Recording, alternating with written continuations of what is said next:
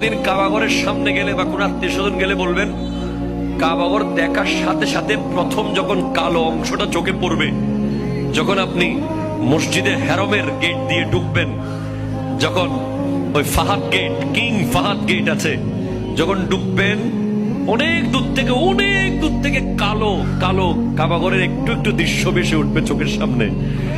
তখন দোয়াটা করবেন, কি দোয়া করবেন কয়টা? যখন কয়টা? একটা দোয়াই কবুল হবে দেখার সাথে সাথে। কাবাঘর দেখার সাথে সাথে প্রথম যে দোয়াটা করবেন ওটা কবুল করবেন কে? এখন শিখে নেন, অনেক মানুষ জানেন না হিকমত। আপনি একটা দোয়া করবেন, একটাই শেষ, একটা সুযোগ পাবেন আপনি, কিন্তু আপনি এমন এক দোয়া করবেন যেন যতদিন ওখানে থাকেন প্রত্যেক দোয়া কবুল হয়ে যায়। এই হিকমতি দোয়াটা শিখে নেন। আপনি বলবেন, আল্লাহ আমি 10, 12, 15 যতদিন এখানে থাক